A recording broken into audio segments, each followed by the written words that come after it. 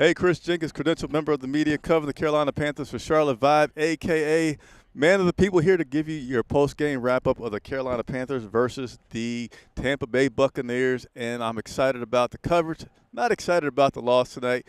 Final score in overtime, I did not write it down, to be honest with you, so if anybody around me wants to tell me the final score, 23 Tampa Bay Bucks, 20 Carolina Panthers with an overtime loss. That is why it is great to have a crew around you, because they can help you with things like that. But, hey, got a great show lined up for you guys tonight. We got photographs from the best photographer in the NFL that we're going to go over. And for the first time ever, due to new hustle and new plans, we have post-game locker room video that we're going to show you guys. So be on the lookout for that post-game video where we have Shaw Smith, Jonathan Brooks, Eddy Pineiro, Xavier Legette, and I'm missing one other person. So we got that bonus coverage for you tonight, as well as we're going to break down the statistics from tonight, and I will give you as well my summary and breakdown from the show tonight. So, yeah, tough loss, bad loss. And, you know, for once, we're now talking about this Carolina Panthers team with the attitude like they should have won the game. You know, it used to be, this was close, we're getting better, and we still are. Like, big picture, Dave Canales, Dan Morgan, they're on the right track. They're building this team the right way. They're playing competitive games, which I think this would now make it 5 competitive games in a row. Pretty much every game since Bryce Young has returned back at quarterback has been competitive. So we are trending in the right direction, big picture. But just based on today's game, this was a game that definitely the Carolina Panthers let get away from them and gave the Tampa Bay Buccaneers too many opportunities, and they were ultimately able to win this game. So want to give some shout-outs to everybody that's tuning in. Let me know how you guys are feeling about this team right now. Are you optimistic? You hopeful? Like, what is the mood right now with the Carolina Panther fans out there? Let me know. Leave them in the comments as we get to go through this show tonight. Up to 1 hour we're going to give you as I'm here live on the field.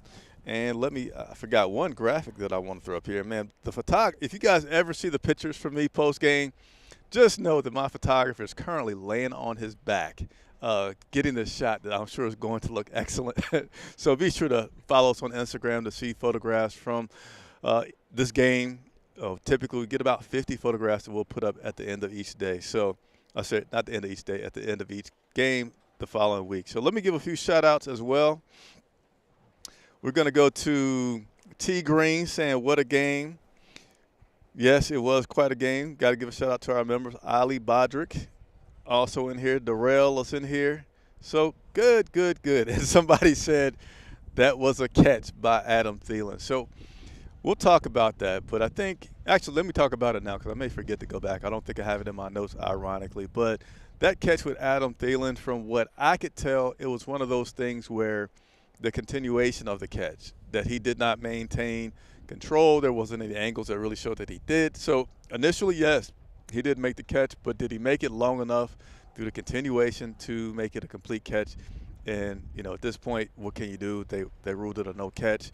But it was a good game. So let's go ahead, take you back through these pictures and walk you back through this game, and then we're going to go into some videos. So don't go anywhere. If you like the photos, if you like the videos, just do me one small favor. Hit that like button, all right? Help us continue to grow. The bigger we grow, the more that we can do. Eddy Pineiro's on our list this week to interview one-on-one. That's who you guys requested. I don't know officially, but I would guess that he's still the most accurate kicker in NFL history, as Justin Tucker today also missed not one, not two, but several kicks. So can't officially say because I hadn't had a chance to look at the stats, but I feel pretty good that Eddie P is still your most accurate kicker in NFL history. So let's go ahead and go through these images from today's game. Again, captured by the best photographer in the NFL. Happen to be lucky enough that he's on our team. There you have it. Irvin, is that right? Irvin Bucky? I forget his name right now. Bucky Irvin? There we go. I had the name, just didn't have it in the right order. Bucky Irvin running straight towards our cameraman. Hopefully you didn't do anything to him, so he'd run right at you. But great photograph there. And this here was Adam Thielen late in the game, after scoring his touchdown, doing the Justin Jefferson. I'm not cool enough to know the names for all these dances, but he was doing that shuffle.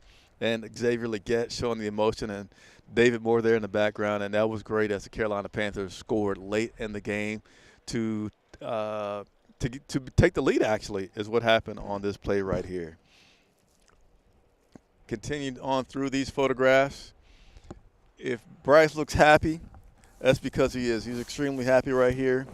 This was after his scramble, in which I gotta come back to me for a second. Now, I haven't had a chance to double check this, but in the press box they have several screens up. One of those screens has stats from the current game, and it had a stat that said Bryce Young was the fastest ball carrier in this game today. I think it was about a 20-mile-an-hour run. So I'm going to double check that for sure and tweet it out there. But yeah, Bryce Young, according to the screens in the press box, had the fastest ball carrier run today.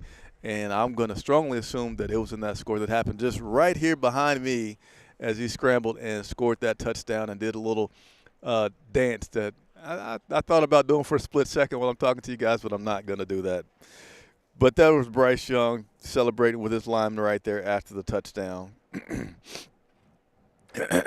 And this here, I'm going to assume this might have been the sack that Baker Mayfield was injured on. Actually, I don't think so. It looked like that might be Clowney in the background. But nevertheless, this Carolina Panthers defense improving. Do they need to improve a lot more? Absolutely, yes, they do. But this is one of several sacks we've had today against former Carolina Panther Baker Mayfield, who's having himself an outstanding season here. And this is another catch and run by the Tampa Bay Bucks, chased by Fuller and Xavier Woods. Fortunately, we didn't have too many splash plays that were led up by the Carolina Panthers today. And here we go again. Hit the like button. Is this not the best photo of Adam Thielen catching that ball late in the fourth quarter? Circus-like catch, crucial catch, good throw, outstanding catch by by Adam Thielen to keep the chains moving and captured by our photographer, Patrick Snyder. Again, many more photographs will be coming on Instagram. Make sure you hit that like button. All right, and this here. Did you miss any shots today?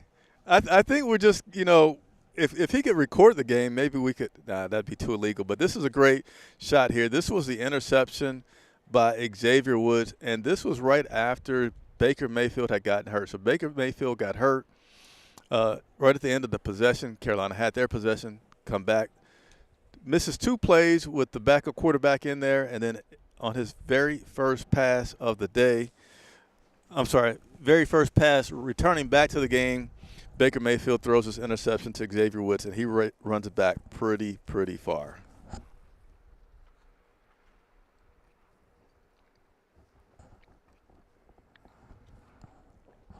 And then you see here, Adam Thielen was part of several big plays today. This one, unfortunately, was not ruled a catch, but if you want a picture of it, again, we are the place to be. But Adam Thielen with some good focus, man. This guy, glad that he's back. This is his second game back, doing an outstanding job. Leading receiver today. We're going to get into those stats here in just a second. Great catch, great photo by Adam Thielen. And the celebration. This was after Woods' interception, the big tradition that started back in 2015 with guys running down the field after they get a interception continues and is now much legal, if that's a proper term. They're much legal. It's legal now. The players can run down and get some TV time after a big play. Mike Evans and J.C. Horn pictured there. Evans bringing in that catch.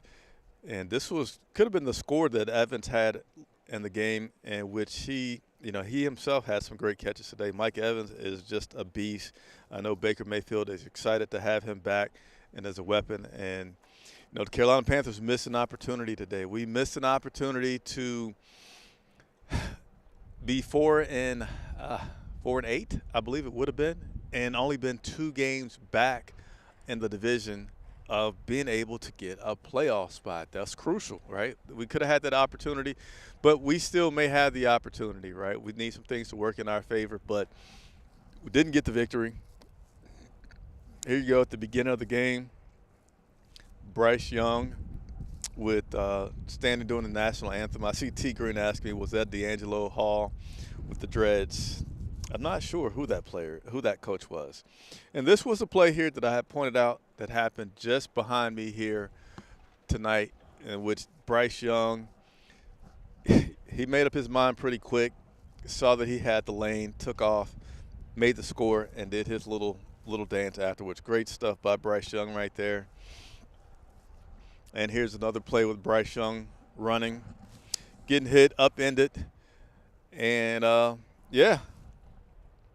There you have it. Those are your photos of the game, brought to you by Charlotte Vibe and our great photographer, Patrick Snyder. Again, if you like the photographs, please hit that like button. Help us continue to grow. Helps other Carolina Panther fans find out about the channel. And the bigger we grow, the more that we can do. And also, let me plug this. I think it's in the description, the link. We are still, like, we started out pretty good, and now we've lost steam in our GoFundMe campaign to try to get enough equipment for our live stream. So we need one more piece of equipment so that we can continue to do live streams like you're seeing now. This one here is in 4K, crystal clear quality. You see I got the headset on, our lights set up, but we've got one piece of audio equipment that we're missing. And we got about $500 more than we need. So if you're able to, if you're not, I get it, it's Christmas time. But if you're able to, greatly appreciate it. We'll continue to work our butts off and give you guys all the content that we can give you. So now, for the new part of the show, big thanks to our camera guy. Went into the locker room, and I said, today before the game started, I want to continue to bring you guys more stuff. I want to continue to be the man of the people, be a good source for you, and watching and reporting on the Carolina Panthers. So now, as much as we can, we're going to try to go inside the locker room as well and still bring that into our live shows post-game, something that takes a lot of resources to do, but I got some good guys that work their butts off for me so we can do this. So without further ado, let's go ahead and take a look at some of the locker room interviews. These are not cut up professionally where you're not going to see some things, right? So that's the compromise that we're going to have, is in lieu of professionally starting and stopping to chop up the video so you don't see the very beginning and camera shake at the end. We're just going to show them to you raw so that you can see them now and immediate, which you're not going to see this anywhere else. So let's go ahead and start with Jonathan Brooks. For this one, you guys played well for a lot of the game, but just not the complete game. Just got to focus on ourselves. We just got to be more attention to detail, just more detail-oriented throughout the week, and we don't linger on this one long. We got the game next week. We got to get ready for next week. This is something that, go ahead, Alex. Jonathan, did you talk to Chuba after the game? Most definitely. But I just told him I'm here for him. I don't like to do too much. I know. I just want him to know I'm here for him. Can you describe the bond that you've developed with him this season? Basically, I'm basically just like his little bro. You know what I'm saying? He's took me under his wing. He's taught me a lot of stuff on and off the field, a lot off the field, just as far as recovery and everything else. And then obviously on the field during practice, meetings, everything. He's a good help. What do you think can kind of get you guys over the hump in the red zone specifically, scoring touchdowns? I think it just goes back to being detail-oriented, really just focusing and making that just our point of emphasis, and just going to practice, attack what the coaches give us, and execute the plan. Jonathan, when you saw the fumble in overtime, where were you? What was going through? I had faith in our defense. I knew we were going to get a stop. But it's football. Stuff happens. It's bad timing, but stuff happens. You know what I mean? It's not the first time that's happened in the world to anybody. It happens to everybody. It sucks that it happened to Chuba, but he's a grown man. He's tough. So we're gonna be fine as a team. Guys, scored to go.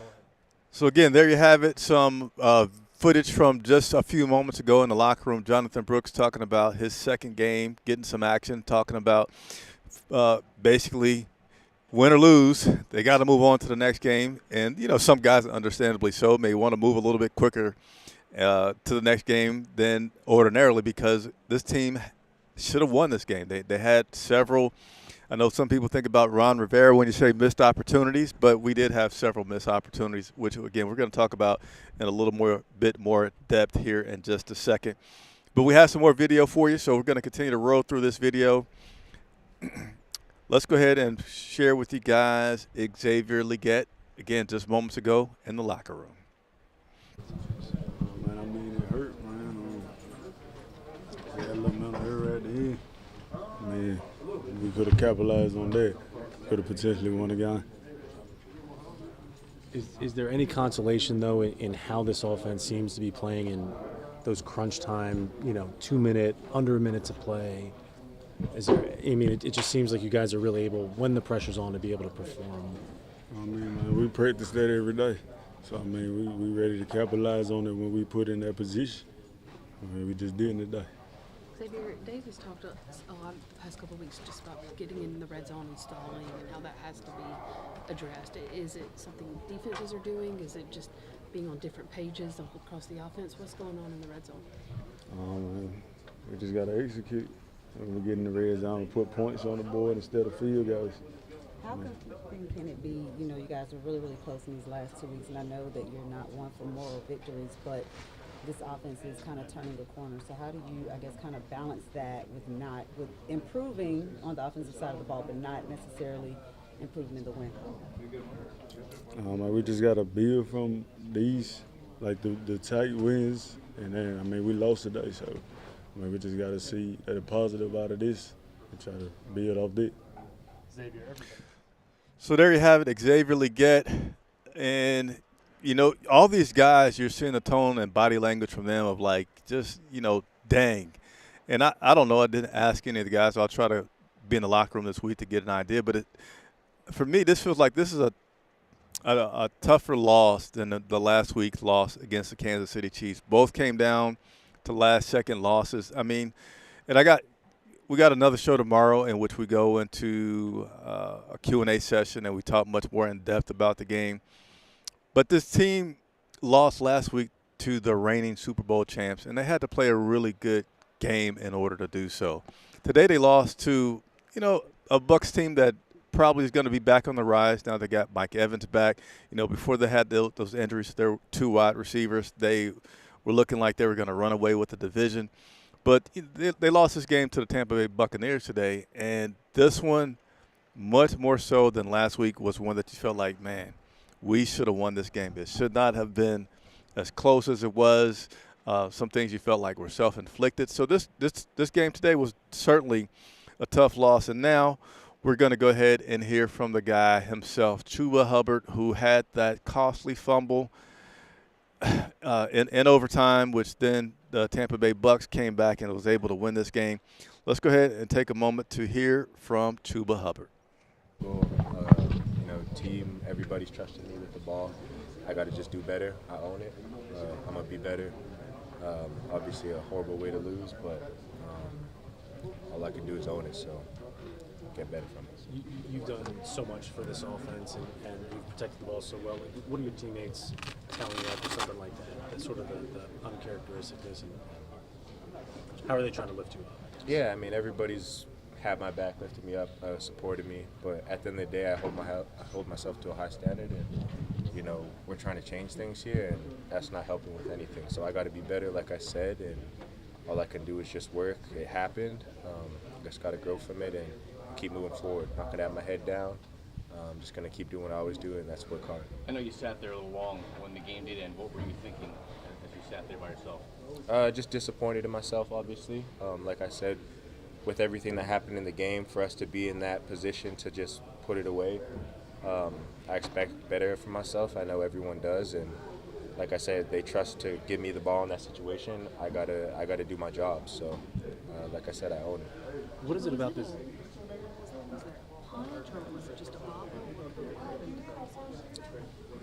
Just a good play by the defense. I gotta have two hands on the ball in that situation. Simple as that. So again, just some excerpts from being inside the locker room. Chuba Hubbard there owning up to his fumble, saying that he has to have two hands on the ball. And after the game, he did sit on the bench for, gosh, it's hard to say how much time, but he was absolutely the last guy to leave off the bench. obviously disappointed. And Chuba's a guy that I don't think any of us has any concerns about that's going to bounce back and make sure that this does not happen again. He's certainly a guy that when something's wrong, when he makes a mistake, he puts himself and has a work ethic that says, I am not going to let this happen again. So I feel like I don't know the last time we saw Chuba fumble, but I think it'll be quite another long time before we see this guy fumble because he's the guy that we all know. He comes out at practice early. He stays at practice late. And he's on the jugs machine. He's the first guy. He's first guy out on the field, and typically the last guy off the field in pregame as he's doing his warm-ups, doing with the jugs. So, Chuba, hat tip to you. Well, I know we're all sad to see that happen to you, but appreciate the fact that he owned up to it. He knows that he needs to do better, have two hands on the ball. Eddy Pineiro got him as well in the locker room. What needs to, what's the final job this team needs to make to kind of win again? Yeah, honestly, right now I just gotta focus on making kicks so I can give the team the best ability to win the game. And you know, I take full responsibility. Should have made those kicks, and we wouldn't even be put in that position. But yeah. Would weather have a factor? The cold? No, it was, yeah. I think you're ready. Hey, real quick. I'm sorry. So sometimes you see there what happens is in the locker room, you don't know if a guy's going to be available. You kind of might feel sorry for the guy, and you start talking. It's like, okay, you only get one or two questions out. He's like, is there any more? And like, oh, okay, we don't know what to say. But that was Eddy Pineiro. Hopefully you guys are enjoying these videos from the post-game locker room that we were able to get. Got one more video, and then we're going to get into some stats and wrap you up for this coverage. But, again, Chris Jenkins reporting live from Bank of America Stadium as the Carolina Panthers have fallen to the Tampa Bay Buccaneers in overtime with a 3-point loss. And we're going to go over that a little bit more. But we have one more clip from the locker room, Shaw Smith-Wade. As you've kind of learned the position over the last, 8 months or whatever. Yeah. How much did those cues kind of help you on that play? I try to tell myself the night before, and as we continue to progress throughout the week in practice, just focus on the main things, the simple things. Coming from corner is rough when you're trying to go to nickel, so just focusing in on the fundamentals of what it is to be nickel, a lot of the space, so just honing in on those things. They called your number pretty early in the season and then went back to Dane and now showed confidence in you. How much does that mean to you? And then to reward them with that interception, in turn, how big of a moment was that for you? Yeah, with the rotation that I've been seeing at nickel with me and Dane, I kind of look at it as I have an old head in front of me to be able to, guide me throughout the nickel spot. And, whenever I get out there, I just got to take opportunity, my opportunity. So take advantage of them, and that's really about it. The last drive of regulation and the last drive of overtime, what do you see in the defense, and what could you guys have done better to kind of stop the ball to stop him from scoring? Yeah, as we know, there's no moral victories. So, we just have to finish. And, that's bold, a big, bold font on the finish. So that's what that is. Yeah, so by the way, if you guys see me like, why was Chris crouching out? Because I was trying to hear the audio there, but Shaw Smith-Wade talked about it in the pregame show. By the way, if you have not checked out our pregame show, you got to do so. We have the absolute best pregame show covering the Carolina Panthers. It's an hour-long pregame show with different guests every single week.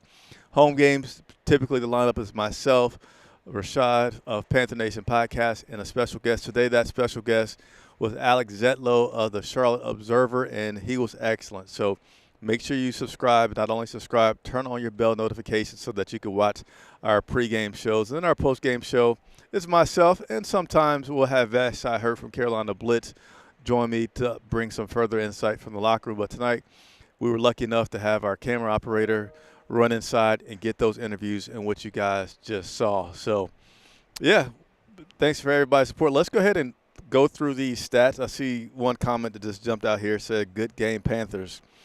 It was a good game, but I think let me back up a little bit, talking about Shaw Smith-Wade, and that in the pregame show, I talked about these rookies and the team that this Carolina Panthers is building, but showing that Dana Morgan has not been talked about much, which may be a good thing, right? But he's the guy that's responsible for building this roster. And I counted 6 guys that are rookies, 4 that are drafted, 2 that are undrafted free agents that are making an impact on this team.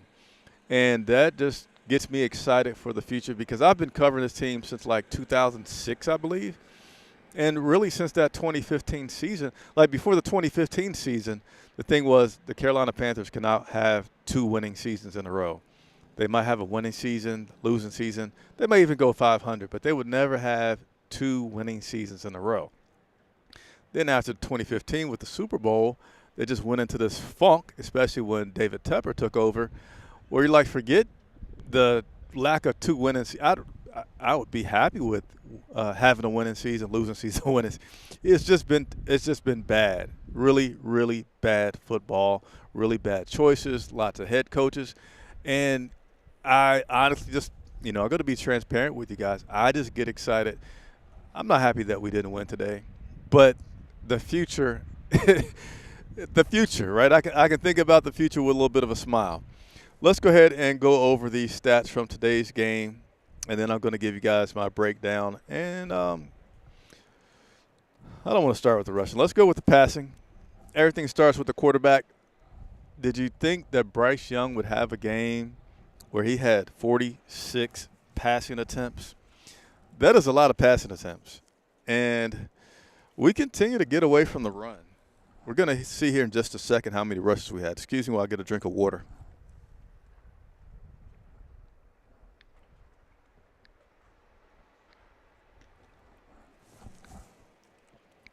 But Bryce Young, 26 completions, nearly a 300-yard game, 6.5-yard average, 1 TD. And here's what I like the most about this stat line, no interception. So, man, I think this makes it 4, maybe 5 games in a row that Bryce has thrown a touchdown pass. That is good. His passer rating's 83.4, not the highest. But, again, it's an improvement that you like to see, that you can appreciate seeing, and hopefully we will continue to see. Now let's go and look at the rushing. This is not at all what I thought we would see. Chuba Hubbard, 12 carries. That, guys, I did not look this up, but that has to be a season low for Chuba. 12 carries, 43 yards. Now, we did see more of Jonathan Brooks. Brooks with 6 carries for 18 yards. And, overall, our running backs did not do that great today. I'd say that's probably about a 3.3-yard average between our running backs. But you see here Jonathan Brooks getting more carries, and I'm going to talk about Brooks a little bit more here in just a second. Bryce Young, 3 carries, 17 yards, had the long of 10, and he had a rushing touchdown. So Bryce Young has not only a passing touchdown, but a rushing touchdown. I feel like that's the first time that has happened for him.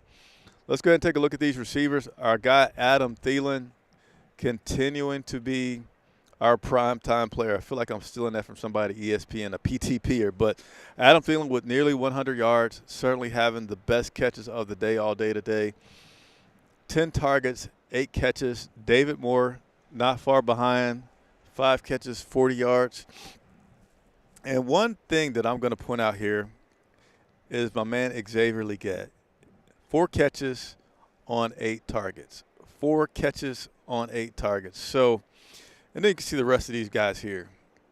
But I'm going to take a moment to be a little critical of my guy, Xavier Legette, and say that each week he's having a drop that you feel like he really, really, really should not have had.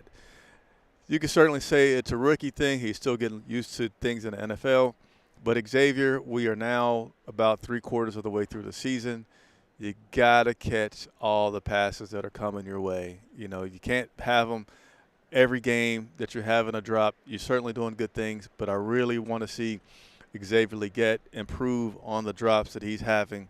Don't want that to become something that's a part of the Xavier Legette. All right, let's go ahead and take a look over here on the defensive side of things. Josie Jewell had himself a great game, leading in tackles, had a sack as well. Shaw Smith-Wade, the rookie, who recently, was, I'd say, not bench, but just relegated to special teams, getting back out there to getting to play a lot of nickel, and we benefited very well from that as he had 8 tackles and he had an interception. We had 2 interceptions on the day as Xavier Woods had the other interception, 7 tackles, and you see J.C. Horn down. Now, what's not shown here is tackles for loss, so I'm going to have to go to another screen there to show the tackles for loss. But those are some of the stats from today's game. Also, the time of possession game was won by the Tampa Bay Buccaneers. They won that decidedly. But let's go ahead and break down some more of this game going through my notes here. Give me just a second to get everything up. Actually, I want to share with you guys the tackles for loss from today's game, and then we'll go into some more of my notes from today's game. So I really wanted to point this out.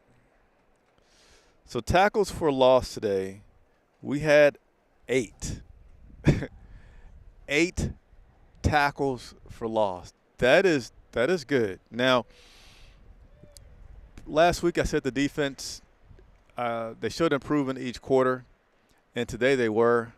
But in that fourth quarter, things did fall apart more for our defense as Tampa put up 13 points in that fourth quarter after scoring only 7 and 3. They scored 10 points in the first 3 quarters and scored 13 when it mattered most, right? When it mattered most, they stepped up, and our defense was not able to stop them. But, again, 8 tackles for a loss today. That's a really good thing for the defense. But let's go ahead and go through my summary. And then if we have time, we'll touch on a few of you guys' questions. Just making sure that my mic levels are still pretty good. Looks like they are. And trying to make sure. I've had to laugh at myself a few times tonight because I got all these layers on, and I'm trying to adjust things to make sure I'm nice and straight. And the camera is like a mirror, so my right hand is the left. And I tried to adjust my cap. It took me like 10 minutes, I felt, to get it straight because it's like, which side is lower than the other? Anyway, that just miscellaneous sharing with you guys here. All right, let's go ahead and take a gander through my notes here. Give me a second just to get this in front of me. By the way, it is extremely cold out here, but I'm having a little personal celebration because I'm not cold, because I have on so much gear. I'll save that for tomorrow's show. But I have finally found my secret to staying warm so I'm not out here shivering and rushing through you guys' post-game show, which you guys deserve to hear. So let's just fast forward to how this game concluded. Again, final score in this game, Carolina Panthers 23, Tampa Bay Buccaneers 26. Gosh darn it, the heck. Why couldn't we win this game, man? I really did not see the loss coming that we had today. But nevertheless, let's go ahead and fast forward to the fourth quarter of this game when on the last drive you knew that they were going to run the ball. And this is where I go to be really critical about our defense, but also go to say I think we need to draft on the defensive side. You know, we've talked on the pregame show about best player available versus just going on the defensive side. And I'm the one that says, let's go on the defensive side. Now, unless there's just a huge gap between the best player available, which may be on the offensive side, then let's go on the defensive side because we need so much help on our defensive side, particularly the run. And, you know, our pass rush is finally getting a little bit better, but that's been terrible. Now, true, you can say Derek Brown's not in there and Shaq Thompson's not out there, but still we need depth. You know, once we get those guys back, yeah, that's good. But we need depth because injuries do happen each and every week in the NFL. But nevertheless, on that last drive, you knew they were going to run the ball to, 1, draw out the clock, and to 2, make some good progress because we don't have a good run defense. And that last drive, next to last drive, I should say, was hard for me to watch because it was I'm going to get his name backwards again. Is it Bucky Irving? I got it right. I'm getting a thumbs up. Bucky Irving ran up the middle. Bucky Irving ran up the middle. Bucky Irving ran up the middle again. Bucky Irving catches the ball. I mean, I forget the exact number, but it seemed like on 5 of his 6 carries, 4 of those were right up the middle. And to me, that's just that can't be good for a defense, right? Just to see the ball get ran right up the middle. They get in position, and they score. We get lucky on the next possession. Well, not the next possession, but on the kickoff, they kick it too short, doesn't land in the landing zone. And what do we have? We have a short field. Carolina Panther gets the ball on the 40. Adam Thielen with his great catch, eventually leading to a touchdown. All right, we're great. We're excited. Carolina Panthers are up by 3. But what happens? Defense, last week it was Patrick Mahomes that was scrambling. Baker Mayfield didn't scramble his butt off like that, but he did have a scramble to move the ball. And then we gave up some runs as well. And what do you know? The most accurate kicker in NFL history for 50 yards plus comes out, nails it, and we go into overtime. So it's like crap. And then in overtime, they miss a field goal. So you're like, okay, this is it. This is it. And I'll give kudos to our camera operator for calling that. He said he's going to miss it, and he did. And then we get the ball back. Carolina Panthers driving the ball. Again, another great catch by Adam Thielen. We are now in field goal territory. You give the ball to my guy, Chuba Hubbard, and he gets stripped. And at this point, you're thinking, oh, man, can we still be resilient and uphold against this Tampa Bay Buccaneers offense? And we didn't. They came and they scored, ultimately winning this game in overtime. Let's touch on a few things. Why did the Carolina Panthers lose this game today? Let me get a drink of water again real quick, and then we're going to talk about it. And, yeah, we're going to give you guys a little bit of time to go over the comments. But meanwhile, hit that like button. Subscribe if you have not already subscribed. Support independent media, doing what we do. It's a lot of work, but we love it. We're passionate about what we do and love being the man of the people. So give me 1 second to take a little drink.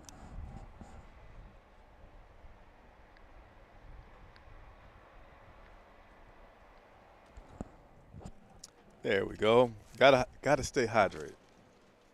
All right, so today, Carolina Panthers, self-inflicted. You know, this was a game that was totally within reach, that we totally could have put away, and we didn't. So what were some of the big things that led to this? Now, you could talk about the Chuba Hubbard fumble, but that was in overtime. You could even talk about the Adam Thielen catch that they said it wasn't a catch. Well, you could, right? But that's how that was called. I'm going to talk about something that's a little bit more self-inflicted. I feel like the special teams was the big thing that failed us today. Special teams, all right? Early on, Johnny Hekker, he had a kick. Wasn't quite as bad as the one that the guy from Tampa had that totally shanked it. But Johnny Hekker didn't have a good punt on one play. But the bigger thing was Eddy Pineiro, who came into the game, I think either tying, if not surpassing, Graham Gano for most consecutive field goals made at home.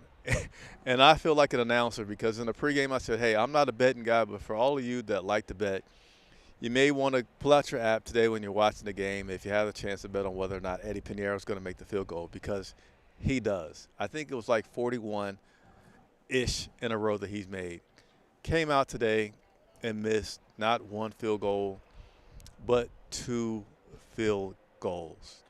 That's crucial. That's 6 points. Forget the Adam Thielen thing. Again, official ruled that he didn't make it. So I'm not going to talk about official things, officiating type things. I'm going to talk about what we didn't do. So after that, you know, Hekker with a bad punt at one point. After Eddy Pineiro missing 2 field goals, that would have been 6 points. What was the other thing? Well, we got to get better in the red zone. Coach Canales, he said 4 times in the red zone. I only counted 3. 3 times that we were in the red zone and did not score a touchdown.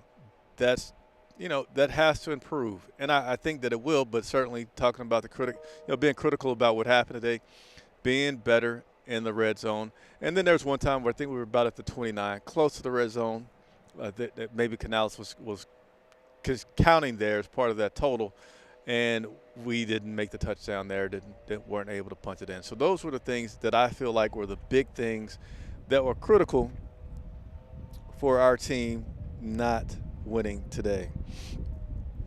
Got a few more things that we're going to go over. There was some good play calling today, so I have applause for the play calling with Canales back there calling a good game. It was a few times that we had 3 players in the backfield, like a wishbone type deal, and you just feel like, okay, that's going to be a run. You know, we got a lot of power in that back. We had one guy motion out. I'm still feeling like there's going to be a run, and it wasn't. It was Bryce Young. I think he hit Xavier Leggett on this play and getting a nice game there. So there were several good plays today with some creative play calling that I feel continues to be better and is growing, Canales and Bryce Young. But I'm also going to talk about Bryce Young continuing to develop, continuing to play good football. So we talked about the negatives of why we didn't win, but we're going to talk about the things that were positives and kept us into this game. And Bryce Young is certainly one of those positives, getting near 300 yards today. What were some of the things that Bryce did well? How about scrambling? You know, he had the touchdown. That was one big example of Bryce doing well, scrambling. But he scrambled several other times to either gain some yards or to buy himself some time, which were all crucial. And what about when he scrambled? Did he make good decisions? Well, yeah, he didn't have any interceptions today. And the reason that he didn't have any interceptions is because when he was scrambling, he didn't go to do anything foolish and just throw the ball down the field. He threw the ball away today several times in good manners, whether he had to throw the ball in the dirt because he knew he couldn't get enough to get the ball out where it would have been outside of the tackles, or whether he threw the ball into the first row of the stands, trying to get rid of it to continue to preserve the yardage that they gained. You take a sack, you're going to lose. So he was preserving the current yardage and managing the game pretty well. Also, Bryce showed some arm strength today. It was a play, I forget which side that he was scrambling to, but he was running one way, jumped up and threw a nice deep ball and connected. So Bryce throwing the ball away, Bryce scrambling, Bryce buying time, Bryce with his accuracy, Bryce with his poise throughout the game. Still has some room to improve, but Bryce, I applaud you. You continue to play a good, solid game. And, yeah. That's going to be where I leave it at. I know we had one injury from today. Tight end Stefan Sullivan went out of the game with a knee injury, and he did not return. Those will be your injury updates. So I'm going to go ahead and take a moment to go over a few questions from you guys, and then I'm going to get out of here, and you can look forward to seeing me tomorrow. Same bat time, same bat station, but that'll be at 7 o'clock tomorrow. We'll have our Q&A. Dedicated 100% to answering your questions, your comments. Please continue to get used to calling into the show. I love it when you guys call in. I love it when I get a chance to meet you and talk to you personally. So hopefully you guys will continue to call in for that. And I just forgot what I was about to do. I was about to go to you guys' questions here, see what questions we have. All righty. In no particular order, we're going to go through some of the questions today. Actually, let me give you guys some updates from throughout the NFC South really quickly. Atlanta Falcons, they lost today to the Los Angeles Chargers. Final score in that game, Chargers 17, Atlanta 13, and Kirk Cousins did not help those guys out with an interception late in the game. I think he had 4? Yeah. 4 interceptions today. Not the Kirk Cousins that Atlanta needs him to be. We also have the New Orleans Saints, who lost as well today to the Los Angeles Rams. Final score in that game, Los Angeles Rams 21, New Orleans Saints 14. And then, of course, our divisional game today, we lost Tampa 26, Carolina Panthers 23. We have fallen to 3-9. Normally I can have this up on the screen. I don't have the ability to do that right now, but I'm going to tell you.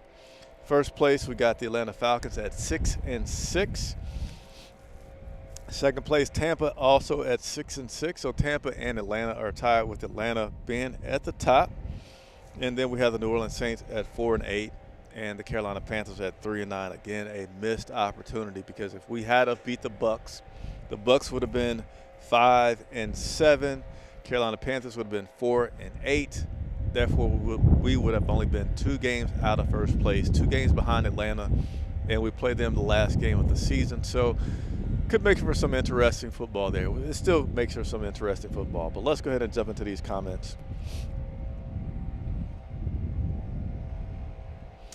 All right, Leonard Kowalski, hadn't seen you on here in a while. This game ripped my heart out like no other. Not since the DJ Moore TD from PJ Walker have I felt like this. Man, that game in Atlanta, I guess that was about, what, 3 years ago that we had that game in which PJ Walker hit DJ Moore, and then it was a penalty, then he got missed field goals, and we ultimately lost that game out in Atlanta. Yeah, that was a tough one there. Real tough one. I don't know, guys. Next week you might see me with a ski mask on in Philly because I'm warm right now, but the wind is still hitting my lips and they're starting to get a little numb, but we're going to keep working through it. You guys have been awesome. We got over 200 people that are tuning in right now. Appreciating the comments. So you guys continue to hit that like button. Appreciate it very much. And let's see, Shaqued, FY, the last I saw, more victory is still a L, no victory Monday. Yeah, Shaqued, hey, Xavier Legette said it. I don't know if you missed the interviews that I played. We played several, 5 interviews from the guys in the locker room. Nobody's celebrating this as a moral victory. Not one guy. So nobody was saying, at least we played close. There was none of that. Roadmaster saying we got robbed. So that's how some people feel right there. Again, just going to go through a few of these comments here. Bad fumble, man. Bryce been balling. Man, dang it, we got to get something on the defensive line. Yeah, Frank Horton, the fourth. Having Derek Brown come back will be huge. That'll help us out on that defense for sure. A guy that had over 100 tackles from the tackle position is pretty incredible. Get him back. You don't know how much that's going to change, but as I was saying a few moments ago, getting Derek back, getting Shaq back, those are good things, but we still need depth because you're still going to have guys get hurt. And we've had, depth at the cornerback position, depth at the linebacker position where we've had those guys miss time, our starters, and the rookies or other guys come in and play pretty well.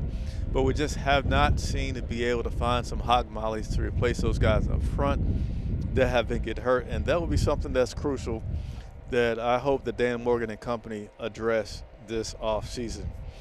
All right, we're going to get through one more because even though I'm doing good, my camera guy is about to be in the hospital back there shivering. And so I feel bad for him. You can do some laps or something if you do some wind sprints, man. But all right, let's go ahead and go through one more comment before I get out of here, and then we'll have a much longer show tomorrow. We'll do the full hour tomorrow. We need to get more help on the defensive side. We should have won. So you guys are obviously on board with me there about the defensive side, needing some help, needing to get some depth. And, in this draft coming up, let's go on the defensive side unless there's some phenomenal guy that's on the offense that would be the best player available that we need to get. So appreciate everybody for tuning in. We'll continue to report on this team each and every day. We'll be in the locker room this week. Plan on interviewing Eddy Pineiro this week one-on-one as well. And, hey, I work for you guys, and I mean that. I can't be man of the people without saying that and meaning that. So any questions that you have, any things that you want to see, content that you want to see, please let me know, and I will get that done for you, all right? Chris Jenkins reporting live at Bank of America Stadium, covering the Carolina Panthers for Charlotte Vibe.